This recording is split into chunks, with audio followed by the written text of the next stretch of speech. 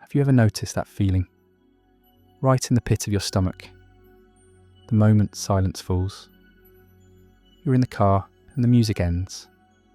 You walk into your home and it's completely quiet. The person you're with stops talking. There's a tiny gap, a sliver of empty space. And in that instant, a strange panic rises. It's almost a physical reflex. Your hand is already reaching for your phone. Your fingers swiping, looking for something, anything, to fill that space. A podcast, a video, a message to send. Anything to avoid being left alone with the quiet. We've all been there. It's not a personal flaw. It's not a sign that you're broken or weak. It's a habit we've learned as a species, a deep misunderstanding of where life actually happens. We've been taught that emptiness is a vacuum, a void to be feared and filled at all costs. An empty schedule must be packed. A quiet moment must be filled with noise. A pause in conversation must be closed with chatter. We treat silence like a disease and distraction as the cure. And here's the thing. We believe we are chasing fullness.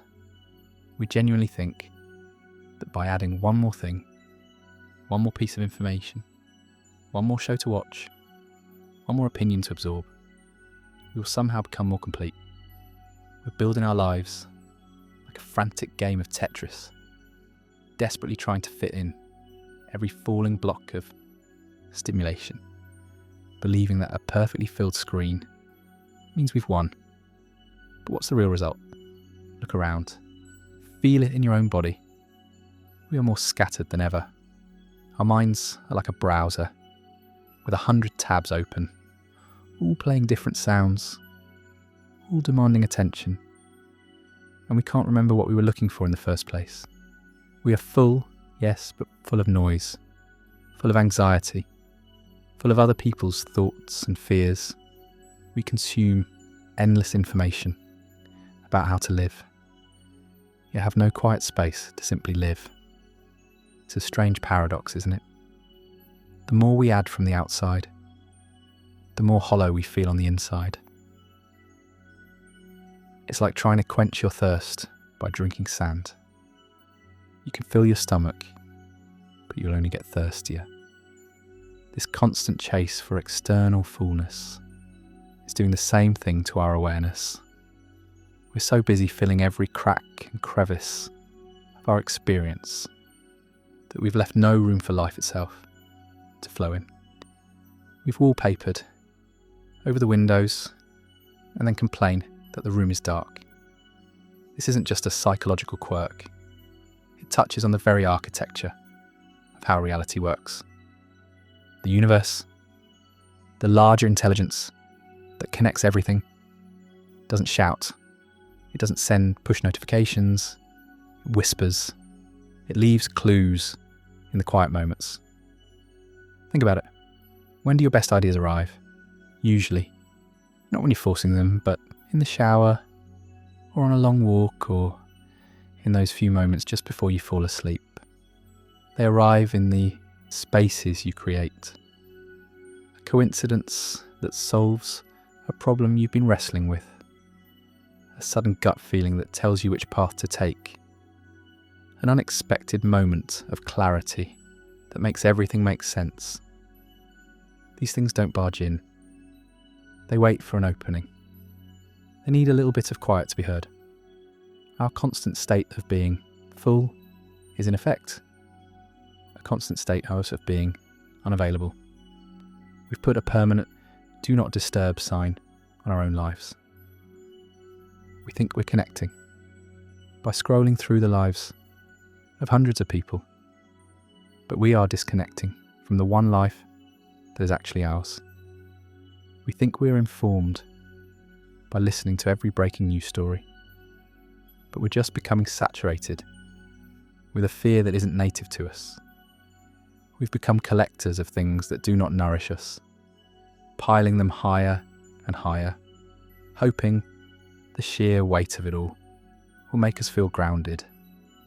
But true ground isn't found by adding more on top. It's found by clearing away the clutter and touching what's already there.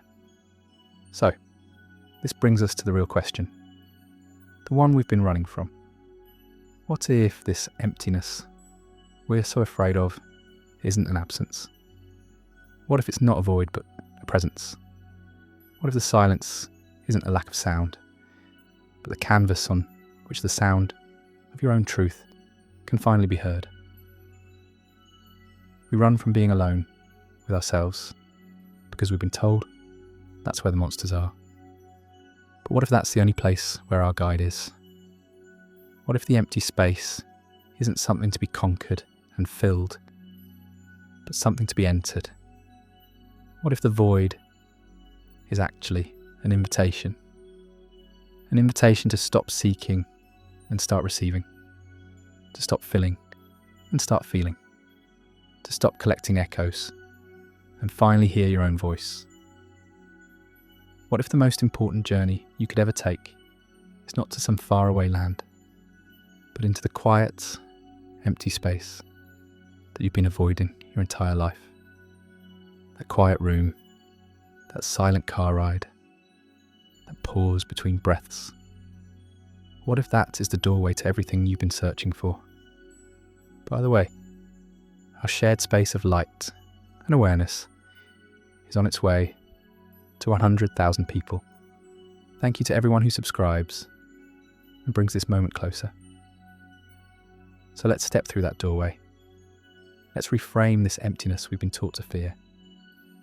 See it not as a void, but as pure potential. Imagine your mind is a small patch of garden.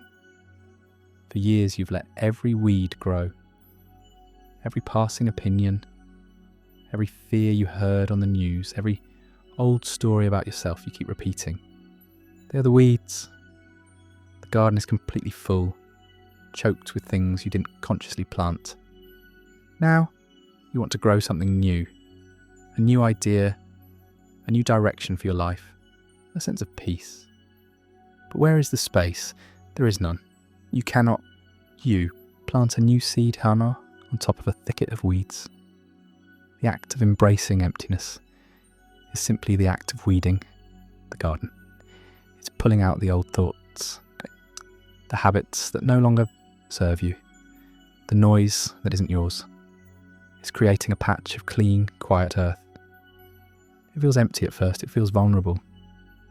But it is not an absence of life. It is the prerequisite for new life. We are often so full of our own plans, our own frantic thinking, our own certainty about how things should be, that there is no room for reality to show us a better way. We pray for a sign, but then talk over the answer. We ask for a solution, but then fill every waking moment with distractions, so the solution can't find us. Transformation works according to a very simple principle. Something new cannot enter a space that is already full.